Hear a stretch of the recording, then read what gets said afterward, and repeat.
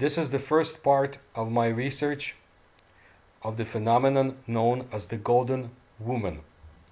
This is for those who enjoy the ancient astronaut theory or hypothesis. It is a very detailed research, but I think you will like this phenomenon, virtually unknown in the West today. However, before, some people knew about it, even in the West, many hundreds of years ago.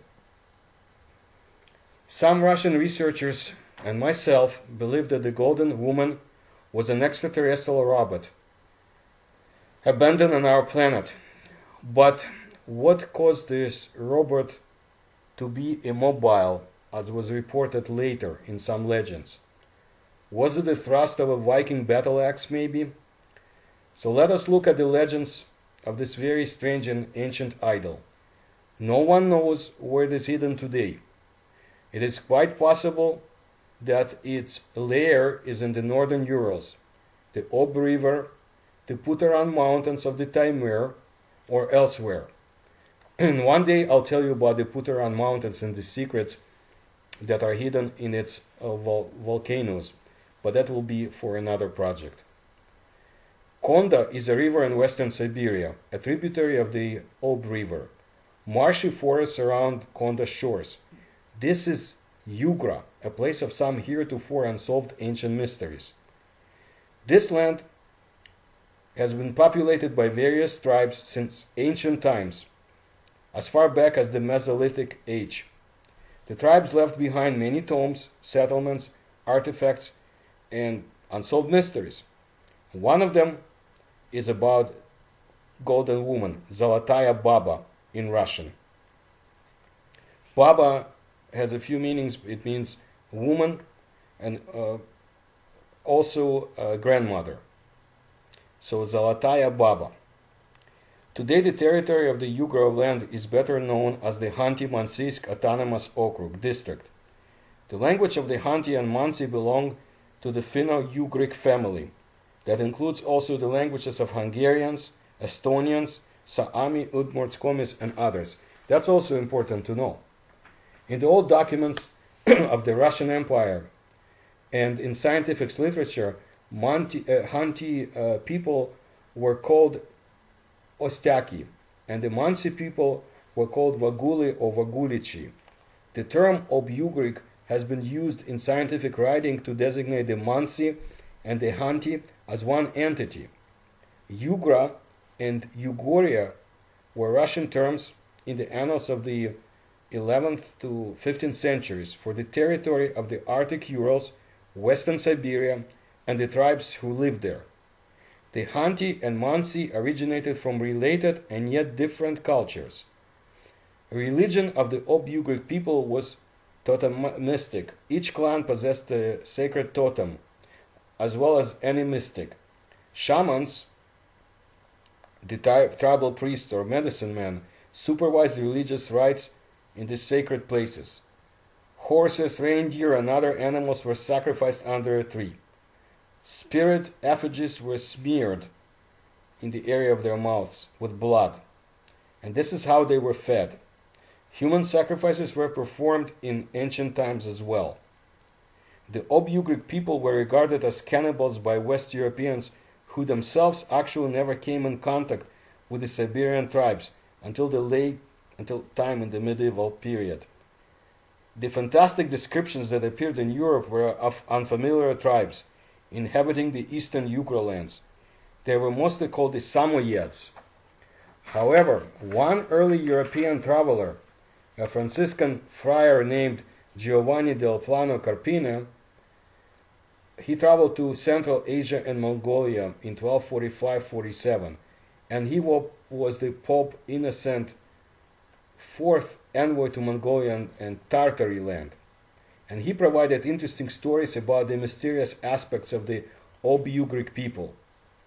He called them the Samoyeds. One of the Carpina's accounts described mysterious phenomenon that brings to mind high-tech weapons of the future. When the local population in the area, most likely it was Yugra, but were not certain. When they heard that the Tatar army was approaching, they started to destroy a mountain. Tatars, that's how the Mongols were referred to. The invaders were stopped and just left the area for about 10 years or so. When the Tatars returned, they found ruins.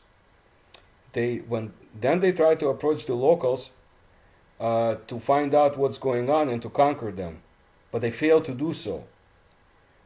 The Tatars encountered a cloud-like formation between themselves and the locals, and they were not able to penetrate it. Actually, the Tatars lost their eyesight when they approached the mountain. The local population assumed that the Tatars were frightened and attacked them. But when the locals reached the cloud, they too were not able to penetrate it, to get through. Russia's conquest and annexation of Western Siberia did not do much to improve the image of the Mansi and Hanti people, who were described as living in the land of darkness, who were idol worshippers, who would devour disgusting things and drink blood of animals. As I said, the locals did make animal sacrifices and drank blood of the freshly killed animals and ate their raw meat, but they were no monsters, as described in Alexander the Great accounts, and then tales of Arab and some European explorers. They did not possess dog heads on their bodies, and they did not have feet of an ox, and there were no genies. But now let's talk about the Golden Woman. Everything is related, so I'm just trying to give you a background, because it's a very unusual land and very unusual developments that took place there for centuries.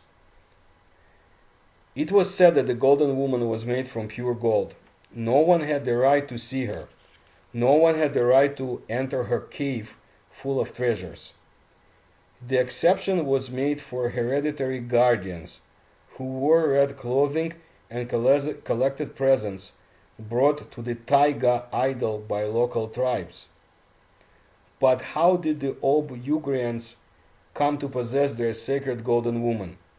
Early rumors had it that the idol was made in Rome and was brought to their land by the Ob-Ugric warriors who had participated in the military campaign of Alaric, king of the Visigoths, who captured and sacked Rome in 410 AD. The warriors brought the idol with them to the faraway Arctic Ocean after the death of the king and the end of the campaign.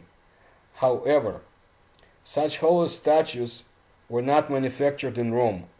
The statue did not look Roman either, judging by the available descriptions. It is quite possible that the statue's origins were in ancient India or Sumer, or even beyond. The Ob-Ugric mythology is very complicated, and the deities have many names and different characteristics depending on the location in the Ugra that the believers lived in. Kaltesh Anki, goddess, is Mother Earth. Some Hanti believe that she is actually the wife of Numi Turum, and she was cast from the heaven by her spouse. The reason for this was her sexual liaison with another deity. Numi Turum created the world and the human beings, and he inhabits the seventh floor of the upper world. Turum means God in Hanti language. He is detached from mere mortals, and to contact him, humans must do so through a lesser deity. The Mansi believe that Numi Turum created the first human being from clay, and that Kaltesh Anki gave the soul to this human. Luminous and bright is how some of the Ob-Ugrians call their god of heavens. The deity close to the humans is the world surveyor man, or also known as the man who looks on the world. Mir Susne Shum to the Mansi, and Sorni Iki to the Hanti, the seventh son of Numi Turum. He is the Heavenly Horseman, and his horse can move around the sky at the speed of light. The horse has 8 wings. This is according to an excellent research published by Estonian scientist Barkalaia. This deity helps humans contact his father Dumiturum. He is the chief mediator or the intermediary, but he serves the same role between the humans and Kaltesh Anki, who keeps accounts of people's lives and determines how long they will live. Mir Sushna Shum thus is similar to the deity of the Scandinavians, god Odin. In Indian mythology, Indra, the god of thunder, and Jaus, the sky god, existed separately, just as Numiturum and his 7th son in the Obi-Ugric myths. Jaus was the Hindu creator and sky god, and father of Surya, the sun god, and Agni, the god of fire. Furthermore, some Mansi believe that Numiturum's appearances were accompanied by a rumbling sound in heaven. When we speak about Agni, by the way, those who have studied the Tunguska phenomenon or read my books should remember that name. But now let's go to the other part of the world, to Shumer. Did the creators and guardians of the Zolotaya Baba speak Sumerian language? Ancient Sumer comes to mind upon reading the name of the Obi-Ugrian goddess of fertility and childbirth. She is Kaltesh Anki, also Kaltash and Anki Pugos, the daughter of the sky deity Numiturum, some say. She keeps the account of the length of human lives. Other researchers see a connection. There was an interesting publication in Estonia, and it dealt with the Obi-Ugric culture by Ado Lintrop. One of them was the Great Oak and Brother Sister. The Estonian scientist does not claim a direct connection to the mythology of Sumer, but stresses the principles and phenomena that very probably have been universal. Inanna, the Sumerian goddess of love, fertility, and war, was the daughter of Ani, the sky god. Now, I told you about the interconnection, and now let's look at Hungary. In the Hungarian mythology, the goddess Boldog Ashoni is the goddess of birth, fertility, and harvests. Hungarian scientists Dr. Aida Bobula and friend Hamori concur that it was not Inanna but the old Sumerian goddess Ba'u as the ideal counterpart of Boldog Ashoni in both name and function. The Sumerian deity, also known as Baba and Gula, was at one time the third in rank among the ancient Sumerian gods. It is probable that Sumerian word Baba and the Russian Baba have the same meaning. It was probably a mere coincidence to some, but in the future, as the Obi-Ugric mythology becomes the focus of a comprehensive international research, scientists might discover an alternative explanation. Reflecting upon Kaltesh Anki, it is worthwhile to remember that Sumerian Ba'u was believed to be the goddess of bounty, a healer, and a provider of harvest and food, giver of birth and fertility, and the life giver, midwife, who helps bring life into the world. There is more about the Ba'u correlation as supported by relevant research. Dumuzi was a harvest god of ancient Mesopotamia, the Sumerian god of vegetation and the underworld. Famous for his horned lunar crown, he was the husband of the goddess Gula Ba'u. Interestingly, he was depicted as sitting in front of the serpent in a relief goddess of the tree of life, about 2500 BC, a very important age in my research. Now, the Obi-Ugric people had a concept of the world tree, as reported by Arabic traveler and missionary Al-Garnati. Baba, or Ba'u, was a Sumerian goddess of the city of Lagash, approximately 70 kilometers north of Ur. She was the patroness of the king. She is also a mother goddess and a goddess of healing. Baba is the daughter of the sky god Ani and consort of the fertility god Ningirsu. She was often called Mother Baba, and she was identified with the goddess Gula. One of the sources of healthcare for the Sumerians was the Temple of Goola. Gula was one of the most important gods of healing. These temples were sites for the diagnosis of illness as well as libraries that held many practical medical texts. Gula was earlier known as Bau or Ninkarak in Mesopotamian religion, city goddess of Urukug in the Lagash region, and under the name Nininsina, the queen of Isin, city goddess of Isin, located south of Nippur. Back in 1990, archaeologists working in Iraq discovered the remains of a gigantic temple built around 1300 BC, dedicated to the ancient goddess of medicine, Gula. Now we'll go to Ukraine. Valentin Krapeva was a paranormal phenomena researcher and well-known writer in Ukraine, and he had his own research about the Golden Woman of Ugra, as well as the Old-Ugric mythology. He asserted that she strongly resembles the goddess Kaltesh. Krapeva published his articles back in 1992. I exchanged information with him, and I have his wonderful books too. Krapeva found a number of similarities between Yumala, that's another name for Golden Woman, and the deity Kaltesh. Like Trubetskoy, a famous Russian ethnographer and founder of structural linguistics, Krapeva believed that Yumala was originally from India, and Yumala was how the Norsemen called the Golden Woman. Krapeva provides another account of the Old-Ugric mythology. Like Kaltesh, who keeps the account of the length of human lives, Yumala was said to provide accurate predictions during the sacrificial ceremonies. Krapeva was of the opinion that Yumala was not golden, but actually luminous. The word Sorin in Mansi means both gold and sunshine. That's why Yumala could actually be radiant, like Numi Turum was luminous.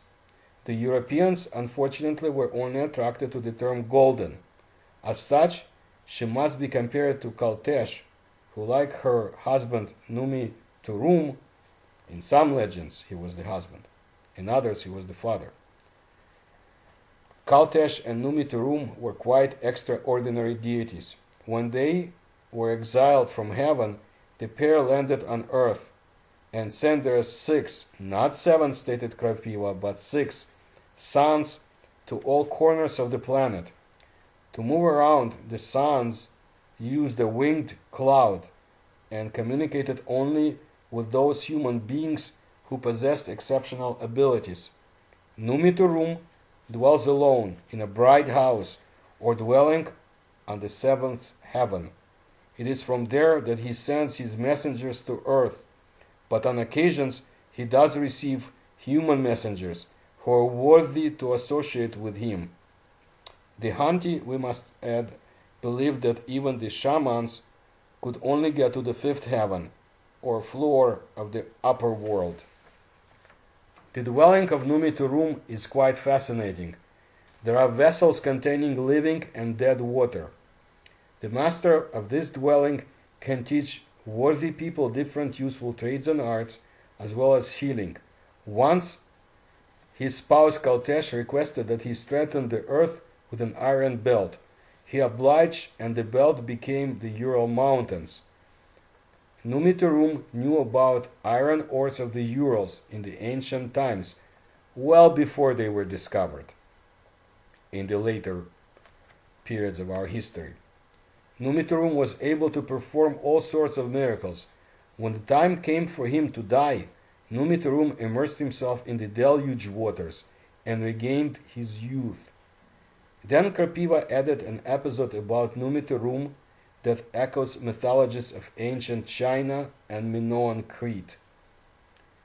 Kaltesh needed to defend herself from hostile entities, and Numiturum obliged by creating the Menkvi, gigantic werewolves.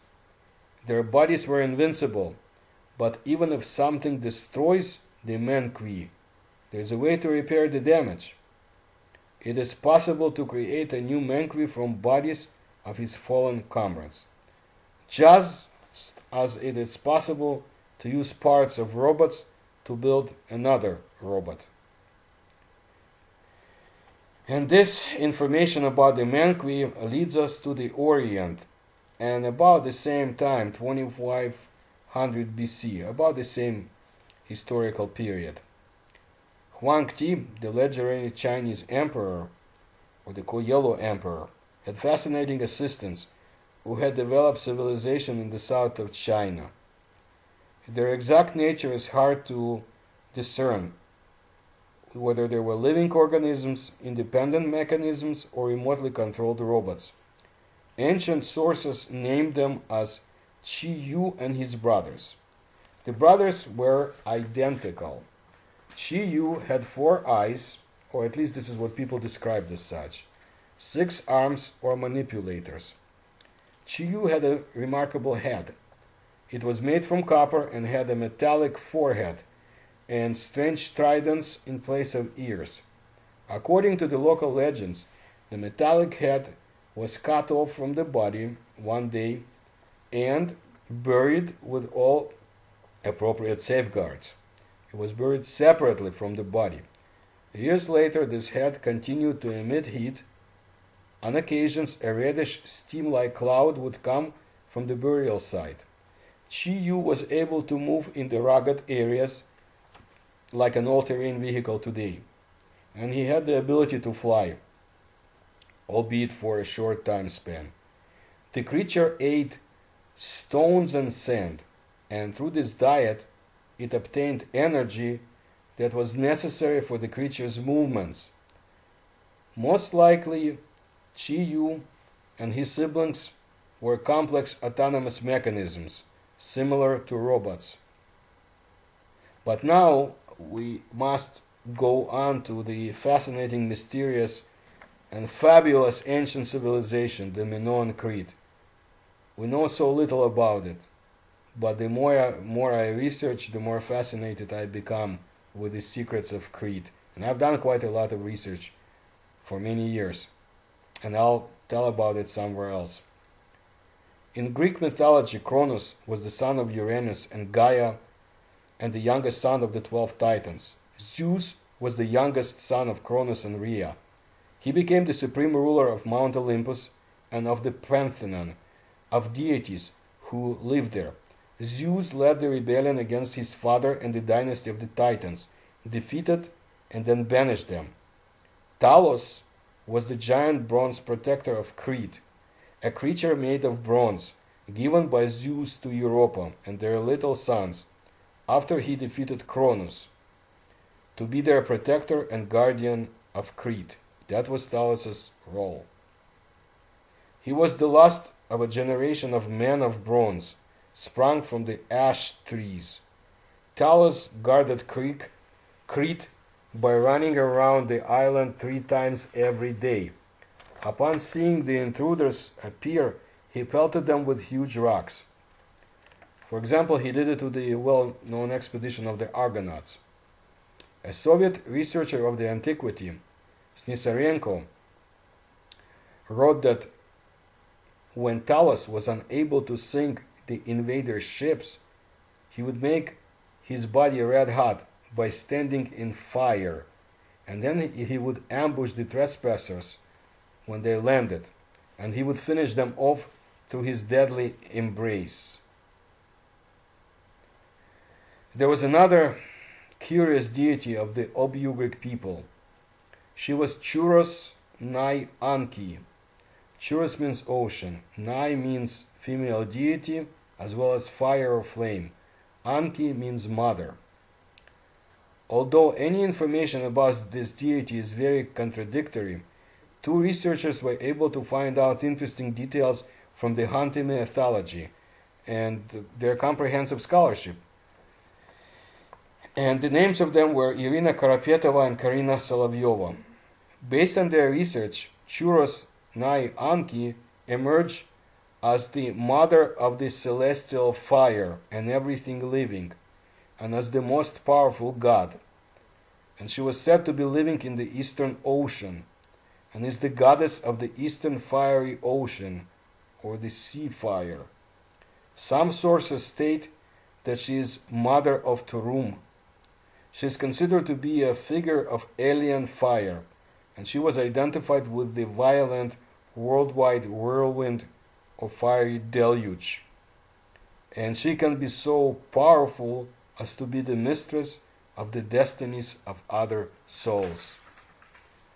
I will continue my explanation of the research about the Golden Woman or Zalataya Baba and tell you a few more interesting facts.